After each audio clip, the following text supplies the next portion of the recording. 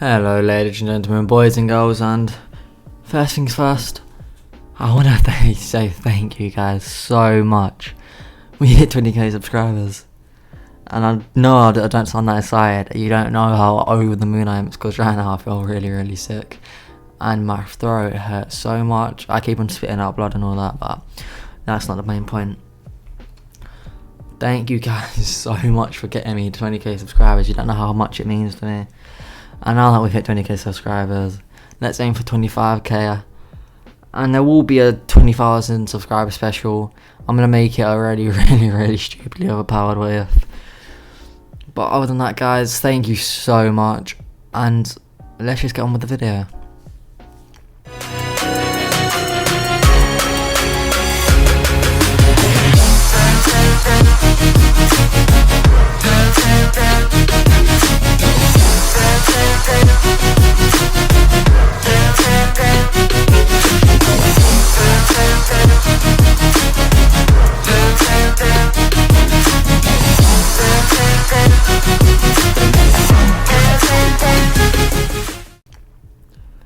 Where we left off, Deku and Bakugou fought against the Sololeveling to save Todoroki. And afterwards, after All Might realised that Deku could heal his injury and he was insanely powerful, he wanted Deku to become his successor, but Deku declined and instead volunteered Bakugou for it. And after a bit of careful consideration, they all agreed that was the best idea. So Bakugou gained 1 fall. And then they began their training for 2 months with All Might guiding Bakugou and Deku. And I'll cut to that. It's roughly about the first week of training.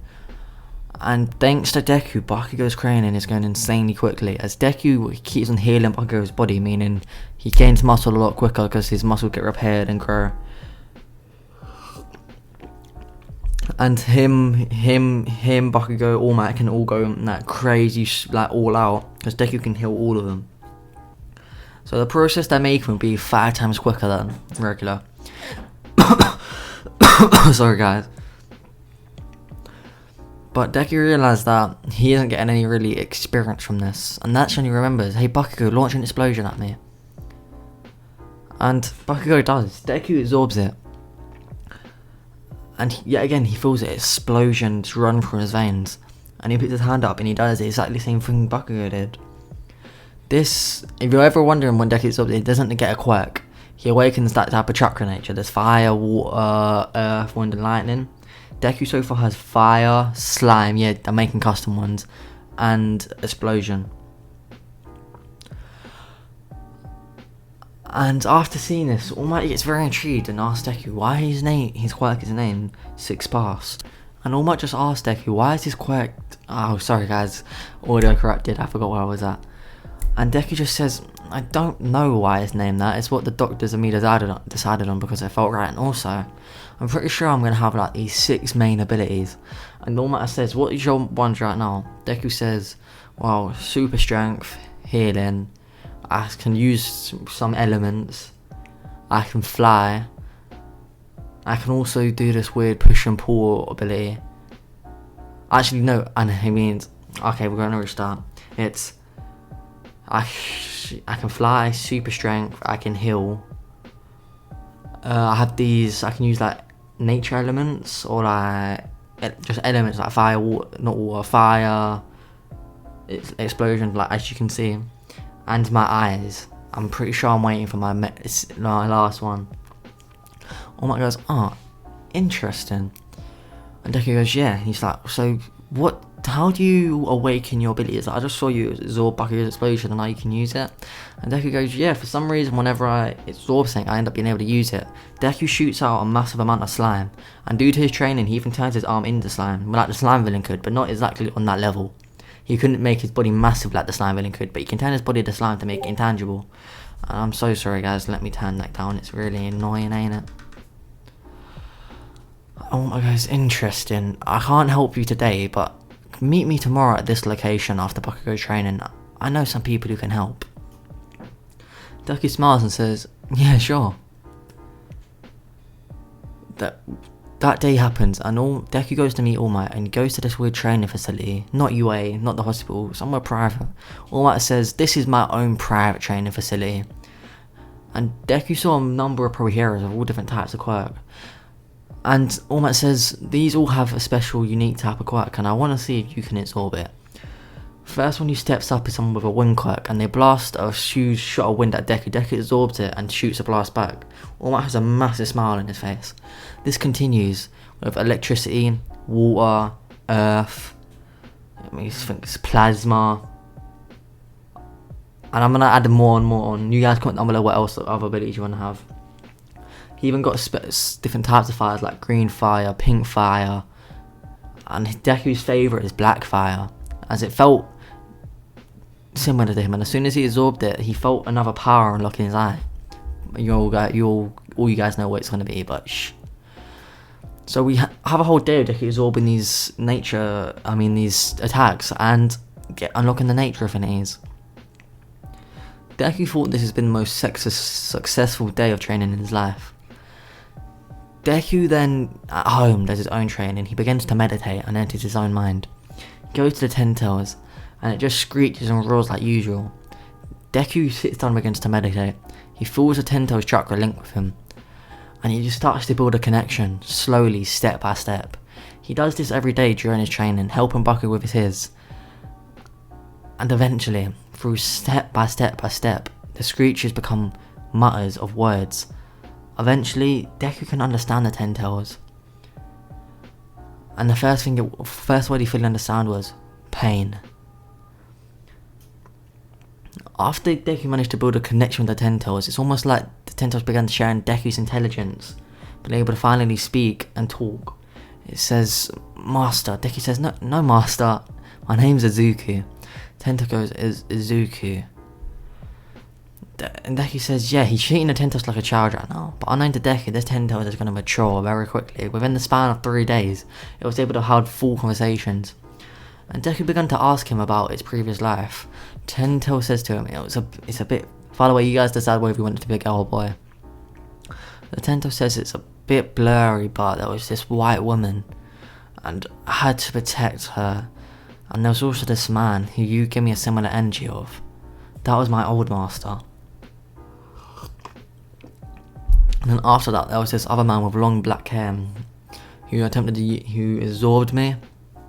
But then the woman came back after that, and there was this boy with yellow hair. I remember him mainly.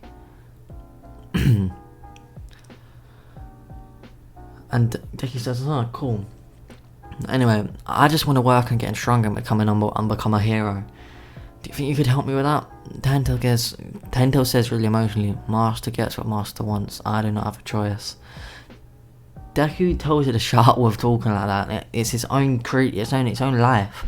It can say no if it really wants to. They're friends, not master and servant. Hearing this, the Ten Tails' one eye lights up a bit, and he goes, "Friends?"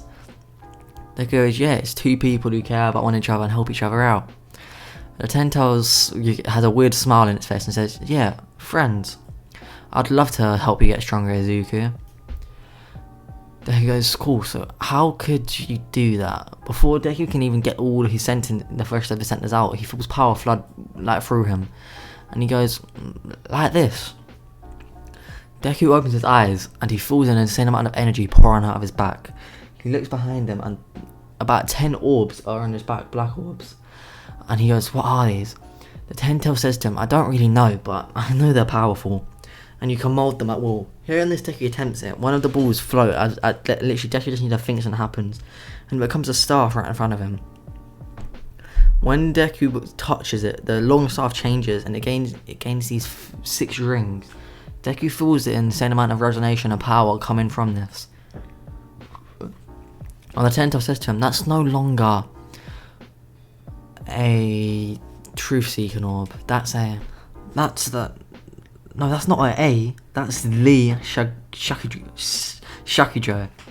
It's what my old master used to use. From what I remember, any sort of energy or chakra it comes into contact with gets completely erased or disabled." Naruto goes, "Chakra? What's chakra?" The Ten Tails goes, "You don't know what chakra is?" And Naruto goes, no, you mean quirk? The Ten-Tail shares his memory with Deku and says, so your world's version is quirks. No, you have a run-down version of chakra. You can't use multiple types. Well, not everyone else can, but you can. You only have one sort, but due to it being so run down, it becomes a lot more simplistic and you don't need hand signs. Interesting. Deku says, chakra and ninjutsu, what? He ends up sharing what memories the Ten-Tails can muster, and he sees that all these hand signs and these jutsus and all these different types, and he goes, so everyone has chakras, it's like the energy I can see. The Ten-Tails goes, yeah, now you're catching on. And he goes, interesting, so what if I used that? What if I used them hand signs? And the Ten-Tails goes, well, if you have the same power as my previous master, I guess after you did the hand signs, you'd be able to use the ability without the hand signs. Deku goes, interesting, how would I get them? The Ten-Tail shares a few of them that he or she remembers. I might make it a she, you know. The Ten-Tail shows some that she remembers with Naruto. And what these ones are is very simplistic, like fireball jutsu, Chidori, a way of making a Rasengan. But it cannot show a lot. But one thing it did manage to show of Naruto was yin and yang, because that is what the Ten-Tails is made up of. And with this, Naruto gains some other abilities we'll go over later. Naruto immediately sprints off to his computer, and he says it's a bit slow. He thinks, what if he summons his staff again and he places it on his laptop, and he realises he can edit its very matter, and he changes it from a simple laptop to a quantum mechanic PC, mate. It's insanely quick, insanely powerful, and it's supplied by Naruto's chakra. It's powered by Naruto's chakra, and it's linked directly to his brain, or his chakras. Shall we say? Naruto looks up a bunch of jutsus, old time jutsus, and he can barely find any. He finds something called a Kage Bushin, and he does the hand signs, and he sees that a clone creates of himself. Afterwards, he tests out the theory. He desummons the clone, and without using hand signs, he creates 10 of them. He smirks, thinking, yes, progress. He spends the entire night finding up jutsus, and he even finds the base hand signs required, and even begins making his own jutsus. He ends up managing to create of water, fire, earth, lightning, all them type of dragons. He begins working on a jutsu that will change the weather. He can get it to rain, but he can't get it to be sunny, so he works on that even more. After being able to create a water dragon, Naruto can freely manipulate water, fire, and all them lot with ease. He can create it, and now he can manipulate it. And as such, Naruto then stumbles upon another sort of old text, but he couldn't really understand it. Something about sage energy or nature energy, but he chose to ignore that for now. We now have a little time skip to his last day of training. In this fight, it was going to be a 1v1v1. Actually, it was going to be Deku and Bakugou versus All Might. Deku begins. He begins by watching the situation. If you're wondering, Deku's fully healed All Might by now. So there's no countdown on how long he can stay in his buff form, but he is still losing one for all. And Bakugou, with Deku's help, can access right now roughly about 10% of one for all, due to his muscle mass actually growing quite a bit faster than it should, due to Deku being able to heal him. And as such it begins. Bakugou jumps straight to 10% and sprints at All Might. He throws a punch, and when All Might feels the force, he's quite impressed with it, saying, yes, you're going to be one of the greatest heroes. Deku disappears into the shadows, using a camouflage technique he learned, and instead sends out a shadow clone to fight. All Might gets quite confused, as Deku's back fighting style, what he's seen, is never like this. He's a lot more smart.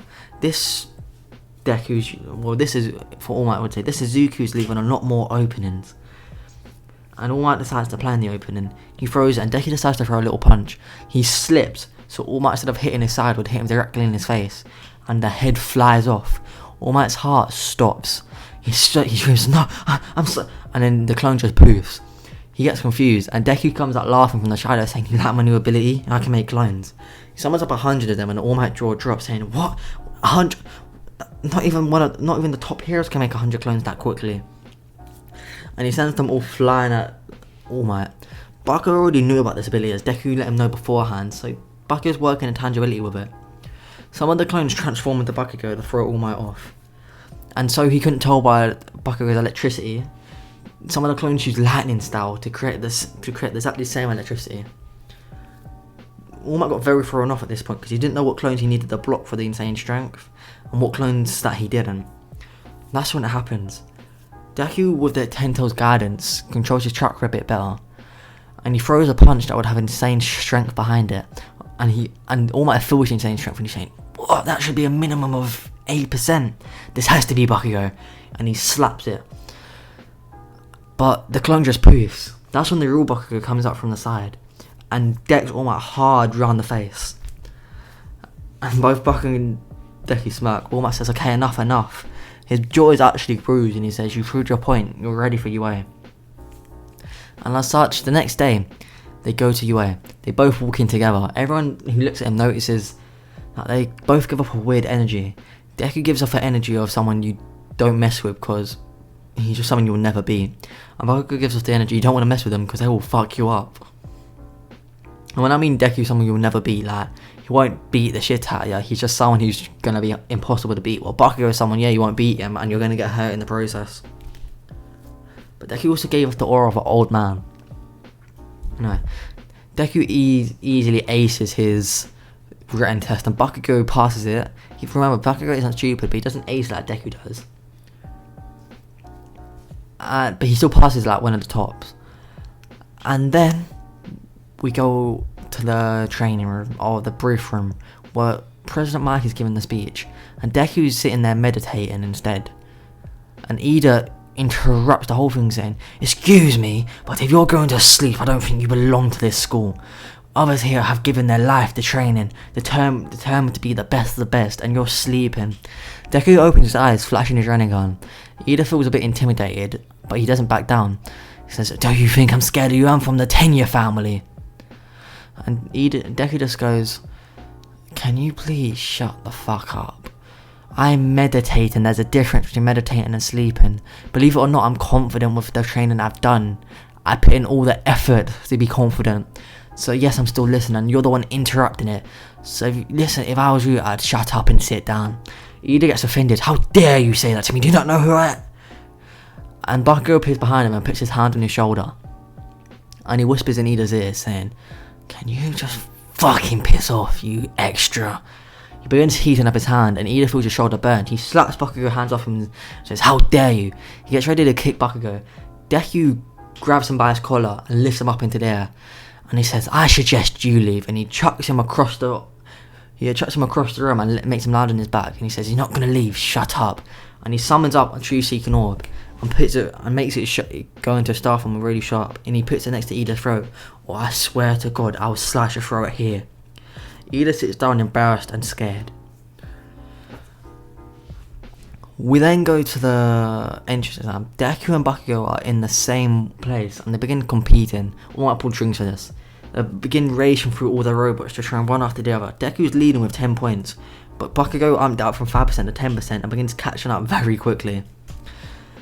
Deku, instead of using his strength, now begins activating his other abilities, sending fire everywhere, then lightning, then wind, then ice.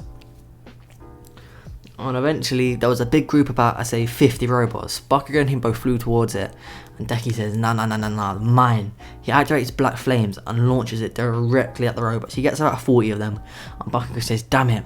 And using an explosion amped up by 1 for all, he sends a massive explosion destroying the other 10. That's when it happens. The ground begins to shake, and they see the massive 0-pointer. Everyone starts running, but Bakugou and Deku don't. They look at it and start smiling. That's when it happens. An alarm goes off saying, there's been a malfunction. Please leave the area immediately."